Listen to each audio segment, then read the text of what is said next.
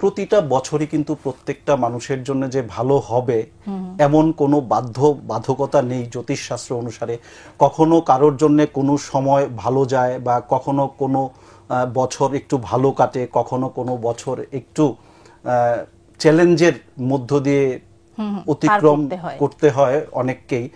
তো 2024 সনে সবচেয়ে বড় যে পরিবর্তনটি হয়েছে সেটি হচ্ছে যে রাজনৈতিক একটি পরিবর্তন ঘটেছে। তো এই বিষয়ে কিন্তু আমার একটা প্রেডিকশন ছিল যে রাজনৈতিক ওই ধরনের একটা পরিবর্তন হবে, সেই প্রেডিকশনটা সত্য হয়েছে।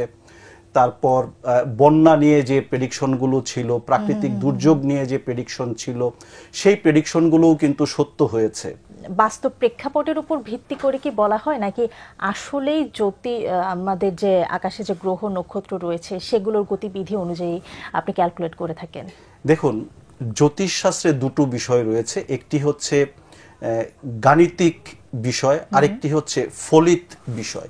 গাণিতিক বিষয়টা হচ্ছে টোটাল ক্যালকুলেশন। যেমন আমাদের যে 12টা রাশি রয়েছে, আমরা জ্যোতিষশাস্ত্রে যে 12টা রাশির উপরে নির্ভর করে ক্যালকুলেশন করে থাকি, সেই 12টা রাশি কিন্তু ইউনিভার্সে রয়েছে।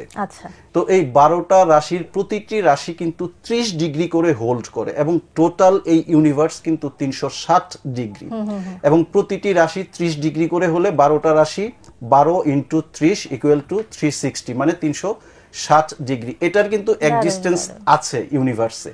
এবং আপনি ইন্টারন্যাশনাল নিউজ যদি শুনেন তাহলে দেখবেন সেখানে কিন্তু বলে যে এই রকেটটা চাঁদে যাবে এই পাইসিস বা একুরিয়াস কনস্টেলেশনের মধ্য দিয়ে। তো মানে গতিপথটা কেমন হবে তারা তো বলে দেয়, অক্ষাংশ বা দ্রাঘিমাংশ কোন রাশির ভেতর দিয়ে যাবে সেটা কিন্তু তারা বলে দেয়, এবং এই রাশিটা কিন্তু অক্ষাংশ দ্রাঘিমাংশের উপরে ক্যালকুলেশন করে আমরা জাতক জাতিকাদের যখন রাশি নির্ণয় করে থাকি তখন অক্ষাংশ দ্রাঘিমাংশের উপর ক্যালকুলেশন করে এই রাশিটা কিন্তু নির্ণয় করি। কিন্তু বৈজ্ঞানিকভাবেও এই রাশির এক্সিস্টেন্স কিন্তু ইউনিভার্সে রয়েছে।